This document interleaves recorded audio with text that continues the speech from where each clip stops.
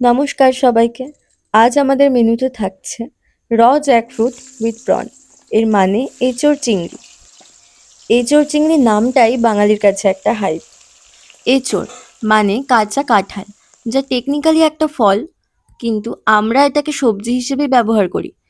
এর ভেতরে fibrous texture মাংসর মতো হওয়ায় আমরা অনেকেই একে গাছ পাঠা অথবা ভেজ মাটন বলে থাকি। অন্যদিকে চিংড়ি মাছ মাছ নয়, এটা ক্রুস্টাসিয়ান মানে কাঁকড়া বা লবস্টারের মতো আলাদা এক শ্রেণীর সামুদ্রিক প্রাণী। এঁচোড় পুষ্টিগুণে ভরপুর। এতে আছে হাই ফাইবার, যা ডাইজেশন ভালো রাখতে সাহায্য করে এবং কনস্টিপেশনও কমাতে পারে। পাশাপাশি এতে ভিটামিন সি ও অ্যান্টিঅক্সিডেন্ট আছে, যা শরীরের ইমিউনিটি মেনটেন করে। আমরা যারা ওয়েট কন্ট্রোল করতে চাই তাদের জন্য এঁচোড় খুবই ভালো, কারণ এতে ফ্যাট কম থাকে এবং পেট ভরানোর ক্ষমতা অনেক বেশি থাকে। সব ভালোর পিছনে কিছু মন্দ তো থাকেই, তাই এঁচোড় বেশি খেলে হতে পারে গ্যাস, ব্লোটিং এবং ইনডাইজেশন। এবার চলে আসি চিংড়িতে। চিংড়ি ছোট হলেও নিউট্রিশনের দিক থেকে খুব পাওয়ারফুল। চিংড়িতে আছে হাই প্রোটিন, যা মাসেল বিল্ডিংয়ে হেল্প করে।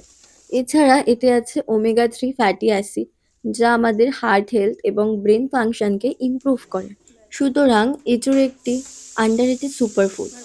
এটি এখন গ্লোবাল ভিগান মুভমেন্টে খুবই জনপ্রিয়। অনেক দেশে এটা মিট সাবস্টিটিউট হিসেবে ব্যবহৃত হচ্ছে, কারণ এর টেক্সচার পুলড পর্ক বা শ্রেডেড মিটের মতো লাগে। এটি সাস্টেনেবল ফুড হিসেবেও পরিচিত হচ্ছে, কারণ একটি কাঁঠাল গাছ প্রচুর ফল দেয় এবং কম রিসোর্সে গ্রো করতে পারে।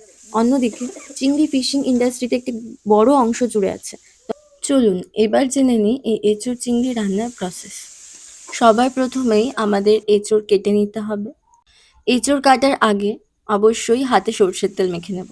এঁচোড় মাঝারি সাইজের টুকরো করে কেটে নিয়ে ভালো করে ধুয়ে লবণ ও হলুদ দিয়ে সিদ্ধ করে নেব। অন্যদিকে চিংড়ি মাছও বেছে ও ধুয়ে নিয়ে লবণ ও হলুদ দিয়ে ম্যারিনেট করে রেখে দেবো। এরপর কড়াইতে সর্ষের তেল গরম করে প্রথমেই আলুটা ভেজে নেব নুন ও হলুদ দিয়ে। আলু ভাজা হলে তুলে রাখবো আলাদা করে।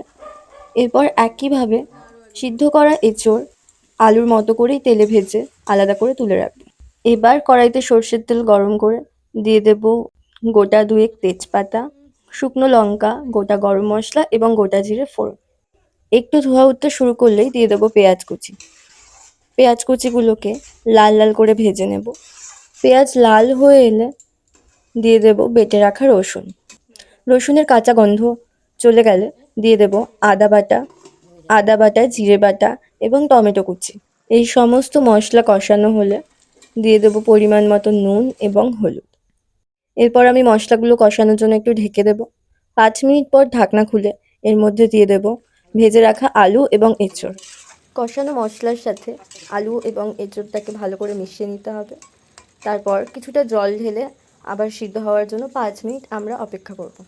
5 মিনিট পর আলু এবং এঁচোড় পুরোপুরি সিদ্ধ হয়ে গেলে এর মধ্যে দিয়ে দেব কিছুটা চিনি, 1 চামচ ঘি এবং কিছুটা গরম মশলা বাটা। ব্যাস, আমাদের এঁচোড় এখন খাওয়ার জন্য পুরোপুরি রেডি। আজকের ভিডিও এইটুকুই। ভিডিওটি ভালো লাগলে লাইক, কমেন্ট এবং সাবস্ক্রাইব করুন। সবাই ভালো থাকবেন, সুস্থ থাকবেন। টাটা।